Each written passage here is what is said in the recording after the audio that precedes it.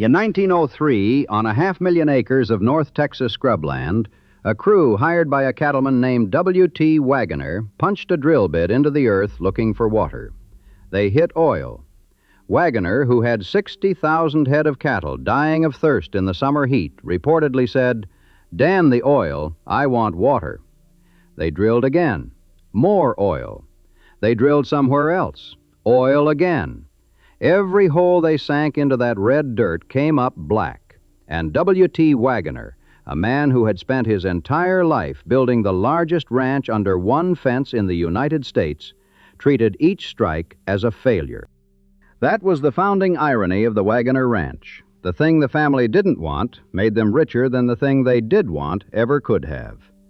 And the wealth that came from beneath that land, wealth so enormous it funded skyscrapers, racetracks, refineries, and gas station chains, would eventually become the very force that tore the family apart and put the ranch on the auction block.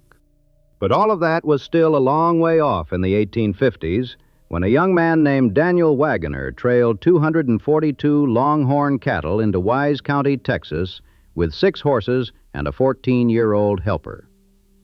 Dan was born on July 7, 1828, in Lincoln County, Tennessee, and he had come to Texas in 1848, settling first in Hopkins County.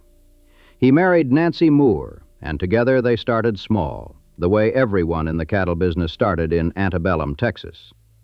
Then Nancy died, leaving him with an infant son, William Thomas, born on August 31, 1852. Dan was 24, alone with a baby, and working land that the Comanche still considered theirs. He married again to a woman named Cicely Ann Halsell, and he threw everything he had into building a herd. He bought 160 acres in Wise County around 1854, then another 320 near the little town of Decatur in 1856, and started doing what cattlemen in Texas did, letting his animals graze the open range, the unfenced public land that sprawled across the state's western frontier in every direction. The open range was free, but it was also lawless and unpredictable. What Dan Waggoner understood, and what would define his family for the next century and a half, was that the only way to control your future in the cattle business was to control the land itself. Not lease it, not share it, own it, fence it, put your brand on the posts, and dare someone to cut the wire. That instinct, passed from father to son, would produce an empire. And the refusal to let go of that instinct, passed from generation to generation long after it stopped making practical sense, would eventually destroy one.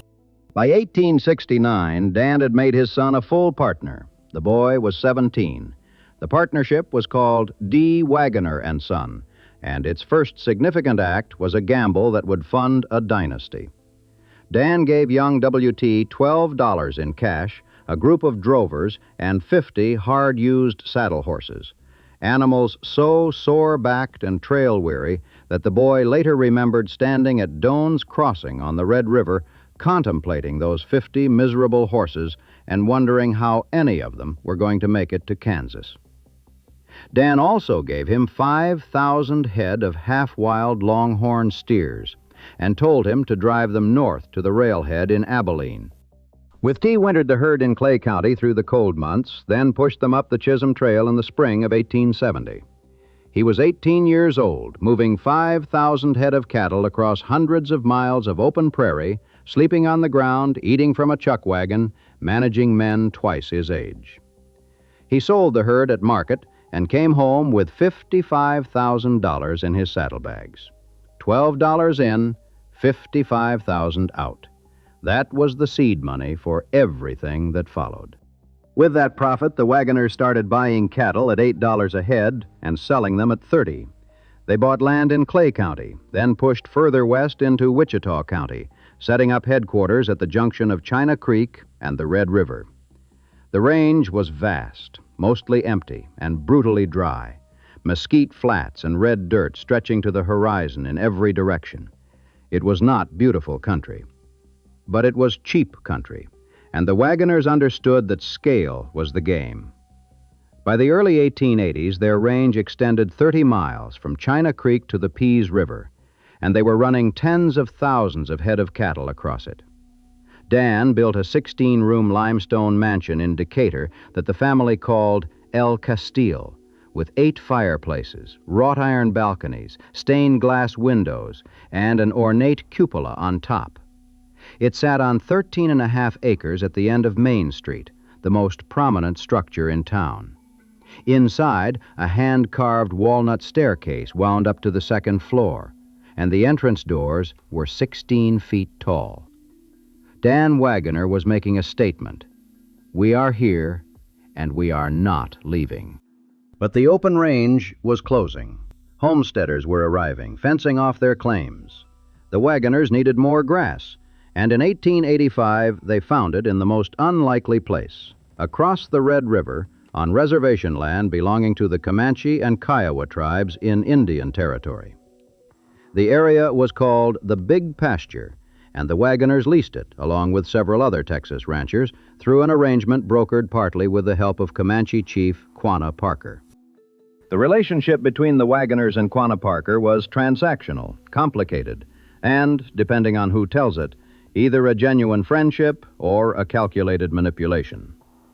W.T. and Quanah had started as enemies.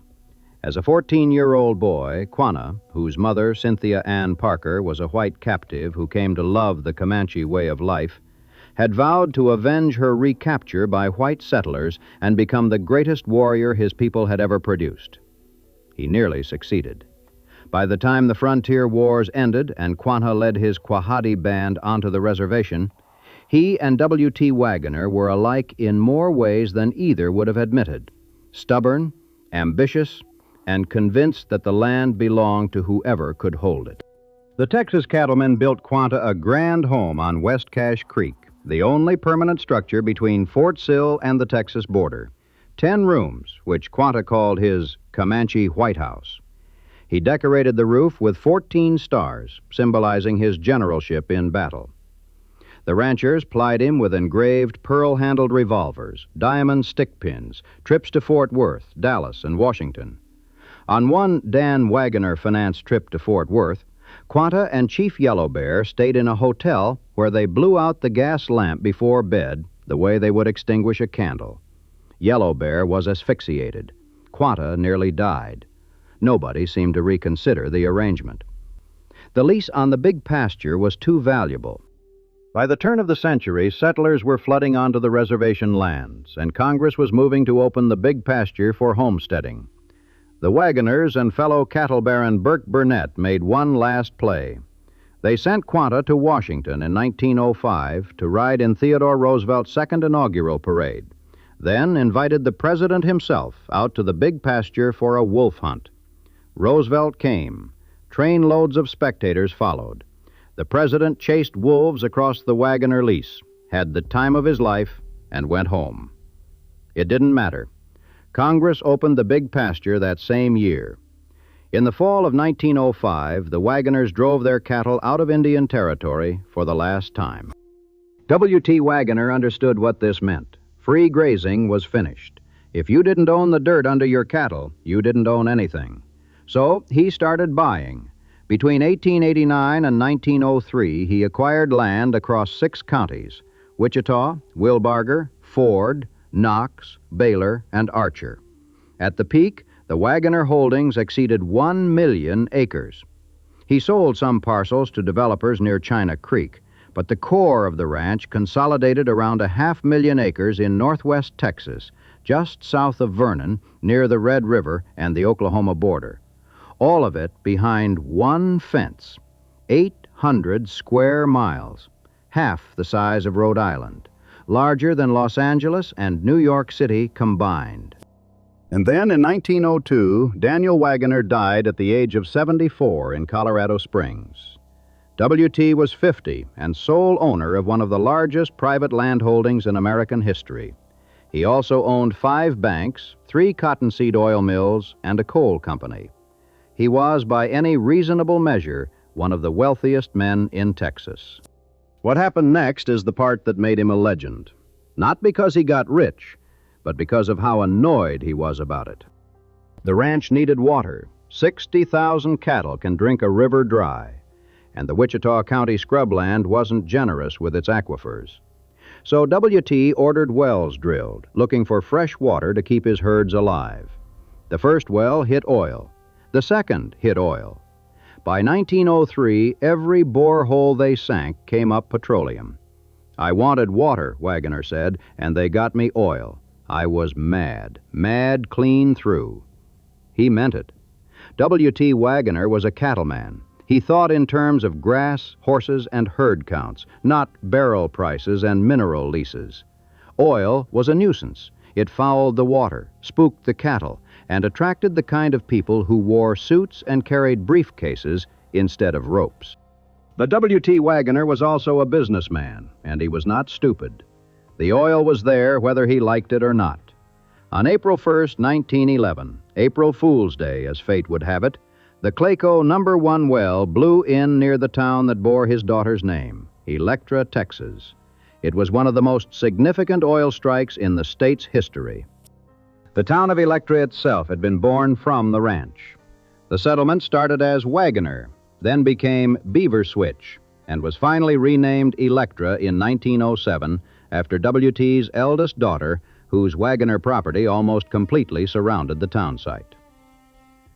In 1906, Electra had about 750 people, ranch hands, their families, a post office, a drugstore, a small hotel, and one non-denominational church. Then the Clayco blew, and within months, roughnecks, speculators, engineers, and fortune seekers descended on the place. The local soda fountain started serving a drink called the Gusher Special. An opera house, the Grand Theater, went up in 1921. By the mid-1930s, the population had surged past 6,000. The Texas legislature would eventually designate Electra the pump jack capital of Texas. More than 5,000 pump jacks within a 10-mile radius, nodding day and night over one of the great shallow oil fields of the world, developed in partnership with the Texas Company, later known as Texaco. Wichita County alone would ultimately produce 320 million barrels of crude oil. W.T. built the Waggoner refinery. He built a chain of gas stations carrying the ranch's reversed Triple D brand, the mark that had started on cattle hides and now appeared on fuel tanks and refinery cars rolling across Texas. The oil did not replace the cattle operation, it engulfed it. By 1920, the Waggoner fortune was large enough to reshape the skyline of Fort Worth. That year, the W.T. Waggoner building opened at 810 Houston Street, a 20-story skyscraper designed by the Fort Worth architecture firm Sanguinet and Stotts, the same firm building the Hotel Texas and the F&M Bank building during the same extraordinary construction boom. It cost $1.5 million. When completed on March 8, 1920, it was one of the tallest buildings in the entire Southwest. The story goes that W.T. had originally planned 16 stories, but in February 1919, when he announced the project through the Fort Worth Star-Telegram, he heard that a building going up in Dallas might be taller. By March, he had added 4 more floors. The rivalry with Dallas was not something W.T. Waggoner was prepared to lose. 3 shifts of workers on 8-hour rotations erected the thing in just over a year. Its neoclassical facade, white brick, marble base, terracotta ornamentation, was modeled after the Equitable Building in New York. The building was U-shaped, with a deep central light well that made it look like 2 towers from certain angles. An arch spanned the light well between the 18th and 19th floors. Inside, the entrance lobby, vaulted elevator hall, and grand banking hall with a mezzanine were ornamented with a lavishness that announced exactly who W.T. Waggoner was. By the fourth quarter of 1920, 15 of its 20 floors had been leased to oil companies. The lights of the Waggoner building, people said, were visible from 15 miles away. Fort Worth was booming with oil money, and W.T.'s tower was the exclamation point. Around this time, W.T. reportedly received an offer of $50 million, close to $1 billion in today's money, for his 300,000-acre ranch, his refinery, and his oil royalties. Sources who shared the information with the Star-Telegram believed the buyer was the Standard Oil Company, or interests closely allied with it. He turned it down. W.T. had moved to Fort Worth around 1904, becoming a director of the First National Bank, building a social life among the city's oil and cattle elite, and throwing himself into what may have been his truest passion, horses. The Waggoners had been breeding quarter horses since the open range days. Foundation sires like Yellow Jacket, Yellow Wolf, and Pretty Boy were legendary for their stamina. But now W.T. turned his attention to thoroughbreds and racing. On his 3D stock farm between Dallas and Fort Worth near Arlington, he began construction on what would become Arlington Downs, a 1.25-mile dirt oval with a 6,000-seat grandstand, 600 wood-paneled horse stalls, 151 viewing boxes, and an opulent clubhouse. Construction started in October 1927. The cost exceeded $2 million, roughly $37 million today. Here was the gamble. Pari-mutuel betting was illegal in Texas when the track opened on November 1st, 1929. W.T. Waggoner had spent a fortune building a racetrack in a state where you couldn't legally bet on the races. He was 77 years old. He spent thousands more lobbying the Texas legislature in Austin, endearing himself to local communities by hosting rodeos and civic events at the facility, and waiting. The bet paid off, though it took an unlikely assist from the law. In the fall of 1931, two racegoers named O.O. Franklin and J.B. Coulter were arrested at Arlington Downs for openly betting on the races. The resulting publicity and legal proceedings became a test case that forced the Texas legislature to confront the betting question head-on. By 1933, pari-mutuel wagering was legalized. Arlington Downs exploded. During its first full year of legal operation, 650 horses ran on the track. Profits averaged $113,000 a day, and average daily attendance topped 6,700. Thoroughbred owners from across the country shipped their horses to Arlington by rail. Texas jockey clubs sprang up, and racing charts appeared in the daily newspapers alongside scores and monetary prizes. Will Rogers, the beloved humorist, was a frequent guest at both the track and the ranch. On October 19, 1933, Rogers was honored at a luncheon in the Texas Jockey Club dining room by W.T. and his sons, Guy and Paul, before attending the opening races. Photographs from that day show Rogers leaning through a car window to talk to the aging patriarch, both men grinning. The Waggoner family and Will Rogers went back years. Rogers visited the ranch frequently, sometimes staying for days, roping and riding and joking with the cowboys. He was, by all accounts, a genuine friend. When Rogers was killed in a plane crash in Alaska in August 1935, alongside pilot Wiley Post, the Waggoners mourned him like family. In 1933, Fort Worth awarded W.T. the honorary title of First Citizen of Fort Worth. He was 81. He had built a cattle empire, stumbled into an oil fortune, erected a skyscraper, constructed a racetrack, and watched it all come together. On December 11, 1934, W.T. Waggoner died of a stroke, deprived of the chance to enjoy more than a single full season of legal racing at his own track. And then the dominoes began to fall, slowly at first, then all at once. 3 years after W.T.'s death, Texas repealed pari-mutuel betting. Just like that, the economic engine of Arlington Downs was shut off. The track was used for rodeos and scattered events for another 2 decades before the buildings were raised in 1958. Today, the site where W.T.'s grandstand once stood is occupied by Six Flags Over Texas and the entertainment district that includes Globe Life Field. A historical marker on Randall Mill Road is about all that remains. But the ranch endured. W.T. had seen this kind of thing coming. Not the repeal specifically, but the general problem of what happens to a fortune when the man who built it dies. In 1909, he had divided the ranch into 4 sections, giving one each to his 3 children, Electra, Guy, and E. Paul, as a Christmas present, keeping the 4th, called Whiteface, for himself. The idea was to train them in ranching. It didn't work. His children preferred Fort Worth society to chuck wagon breakfasts. By 1923, they had, as one account put it, apparently declined to learn about ranching.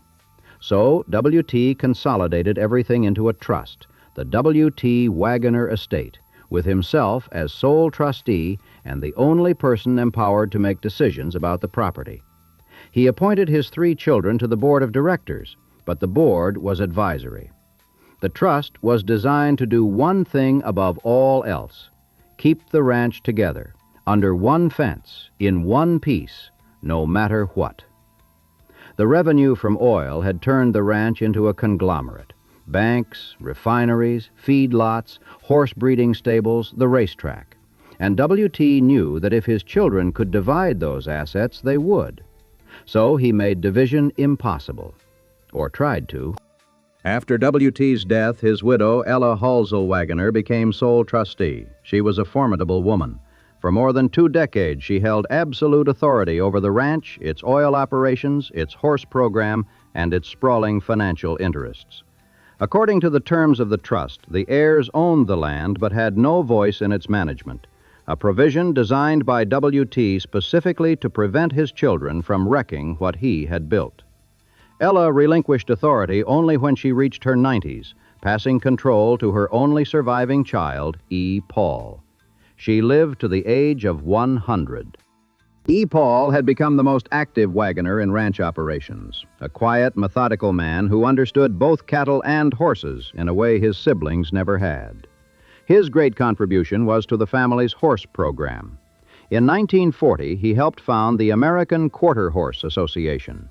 5 years later, at a horse sale in Stamford, Texas, he noticed a plain brown yearling colt named Poco Bueno, Spanish for pretty good. He bought the colt for $5,700. It was one of the shrewdest livestock purchases in American history. Under trainer Pine Johnson, Poco Bueno won the Grand Champion Stallion title at Denver's National Western Stock Show in 1947, then won at the Fort Worth Fat Stock Show, the State Fair of Texas in Dallas, and the American Royal in Kansas City. He became an AQHA champion, sired 405 registered foals, produced 36 AQHA champions, and had 3 offspring inducted into the National Cutting Horse Association Hall of Fame. Ranch manager Fagan Miller called him the greatest horse he had ever seen. When Poco Bueno died in 1969, per E. Paul Waggoner's wishes, the stallion was buried in the standing position near the ranch entrance at Zacawista. He remains there today. E. Paul's daughter, named Electra after her aunt, became one of the most colorful figures in the family's history. Electra Waggoner Biggs was a sculptor of considerable talent. In 1936, Fort Worth publisher Amon Carter commissioned her to create a life-size bronze of Will Rogers on his horse, Soapsuds. Rogers had been killed in a plane crash in Alaska the year before, and both Carter and the Waggoner family wanted to memorialize their friend. Electra spent years on the piece, which she titled Into the Sunset. It was dedicated in 1947 in front of the Will Rogers Memorial Coliseum in Fort Worth. General Dwight D. Eisenhower unveiled the statue. President and Mrs. Truman attended. Margaret Truman sang Home on the Range. Electra cried. Replicas were cast for Texas Tech University in Lubbock and the Will Rogers Memorial in Claremore, Oklahoma. At Texas Tech, the statue was originally positioned with Soapsuds facing campus, which meant the horse's rear end pointed toward downtown Lubbock. It was quietly rotated 22 degrees. Legend has it that Soapsuds' posterior now points toward Texas A&M. Electra Waggoner Biggs sculpted busts of Eisenhower, Truman, Bob Hope, and Newt Rockne. Her brother-in-law, Harlow Curtis, was president of General Motors' Buick division, and in 1959 he named Buick's new top-of-the-line model the Electra. The town her aunt had given its name. The car her brother-in-law gave hers. The Waggoner family had seeped into the fabric of American life in ways that went far beyond cattle and crude. But beneath the surface, something was fracturing. W.T. had 3 children. Electra, the eldest daughter, born January 6, 1882 at El Castile, was described by everyone who knew her as feisty. She was educated at Southwestern University and Ward Belmont College in Nashville. And after graduation, she set off on a world tour, which is how she ended up in the Himalayas, where she met Albert Buckman Horton, a Philadelphia blue blood from a prominent Pennsylvania family. They married on June 10, 1902, at El Castillo. The couple planned to settle in Philadelphia. W.T. Waggoner was not going to let that happen. He built his daughter a mansion in Fort Worth called Thistle Hill, a grand Georgian revival house, now listed on the National Register of Historic Places, specifically to keep her in Texas. It worked, at least for a while. She inherited the Zacahuista section of the ranch. The name was a Wichita word meaning good grass, and in 1910 built a Southwest-style estate on it. But her personal life unraveled. She divorced Horton, married twice more, and died in New York on November 26, 1925, at the age of 43.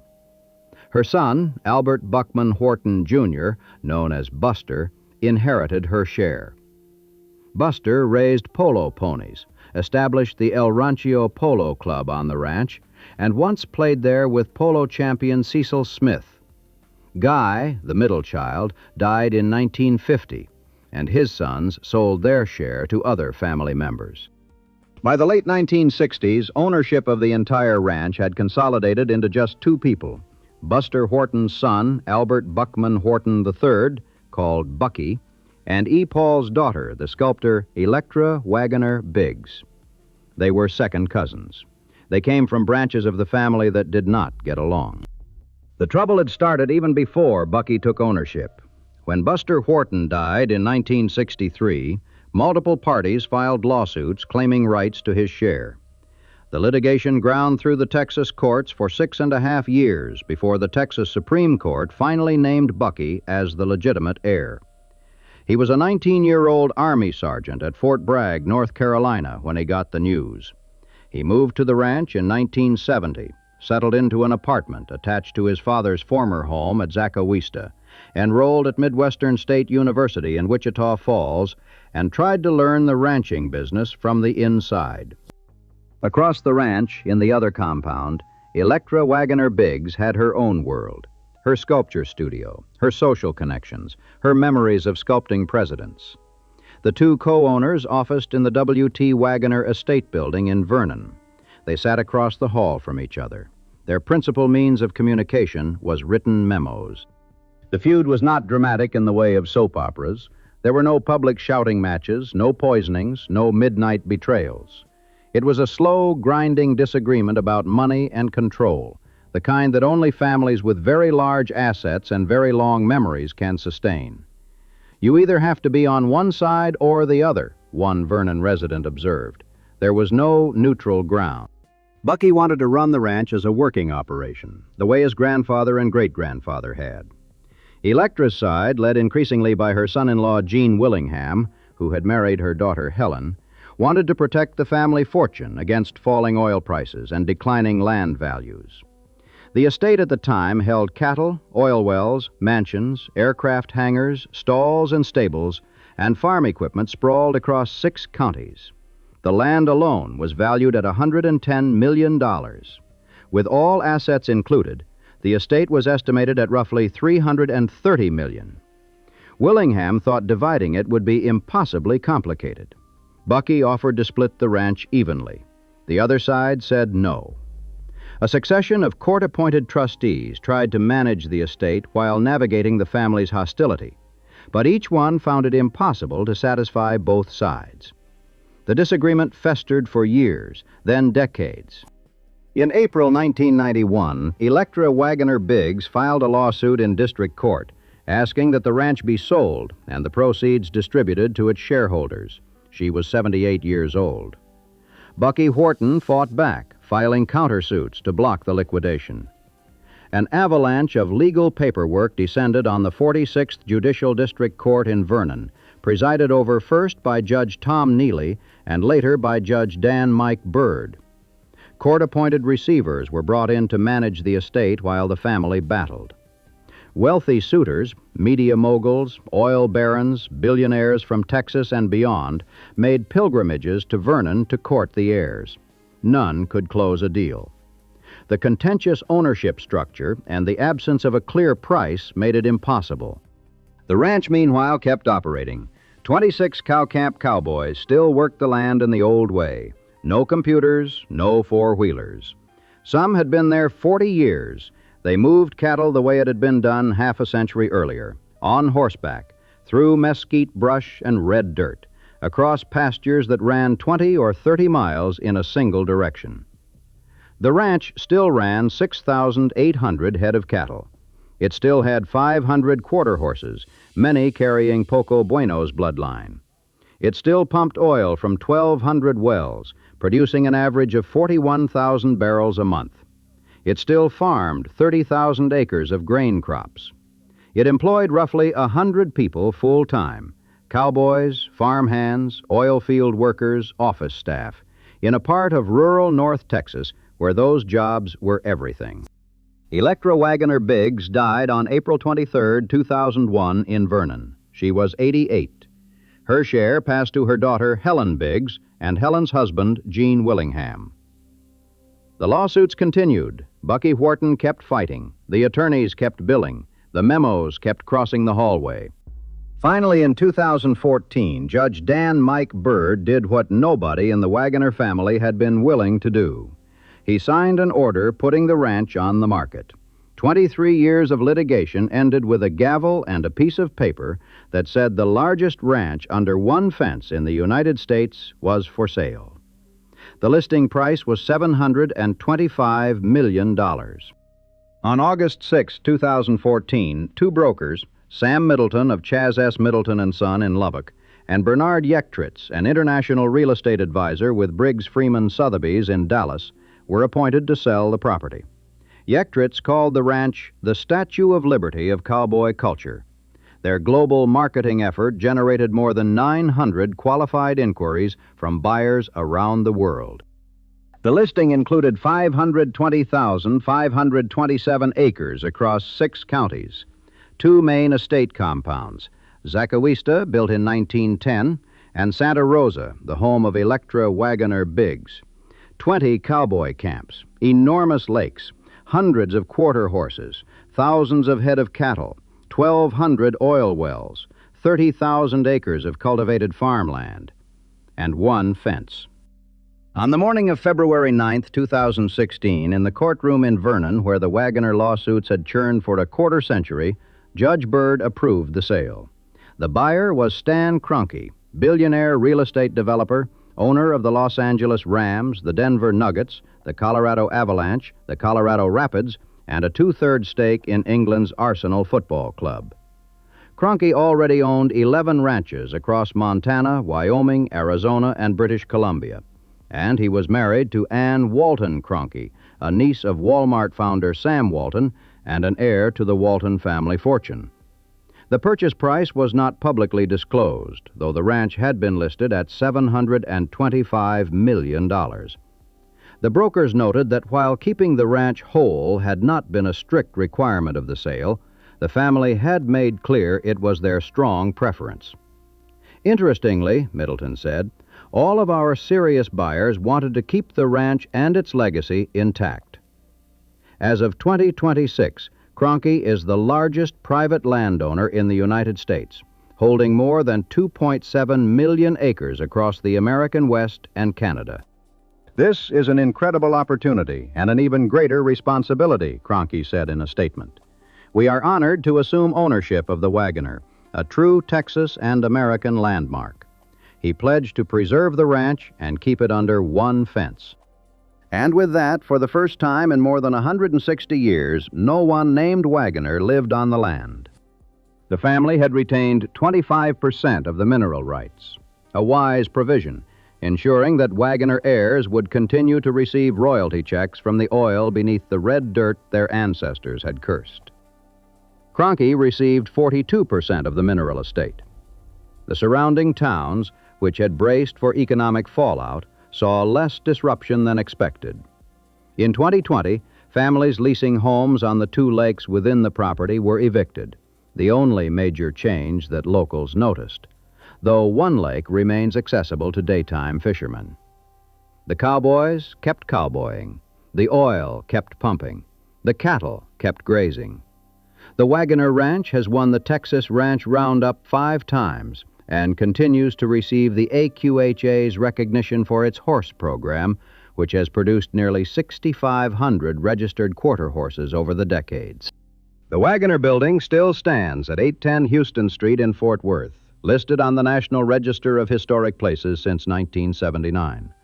For decades, it served as a banking headquarters, then as the offices of Cross Timbers Oil Company, later XTO Energy, which ExxonMobil acquired for $41 billion in 2010.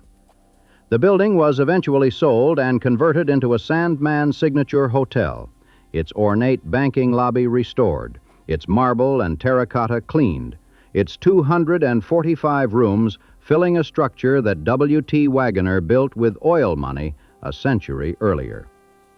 El Castile, the limestone mansion Dan Waggoner built in Decatur in 1883, is still privately owned.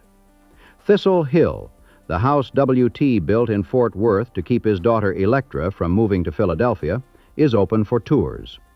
And at the Will Rogers Memorial Coliseum, Electra Waggoner Biggs's bronze of Rogers and Soapsuds still faces west, into the sunset, as it has since 1947, when Eisenhower pulled the cord and Margaret Truman sang. What remains most, though, is the fence, the great perimeter that W.T. Waggoner strung around his land, the fence that defined the ranch and gave it its singular claim, the largest ranch under one fence in the United States. The fence survived drought and depression and 2 world wars and the end of the open range and the boom and bust of oil and the death of every person who built it. The fence held when the family couldn't. The fence is still there. It is a strange thing about families and fortunes. Dan Waggoner started with 242 longhorns and 6 horses and a willingness to ride into country that most people considered worthless. His son W.T. turned $12 into $55,000, then turned $55,000 into 1,000,000 acres, then cursed the oil that turned 1,000,000 acres into an empire worth $750 million. 3 generations built it. 2 generations couldn't agree on what to do with it. A judge sold it to a man from Missouri. The ranch still operates, essentially as it always has. The mesquite brush still stretches to the horizon. The pump jacks still nod.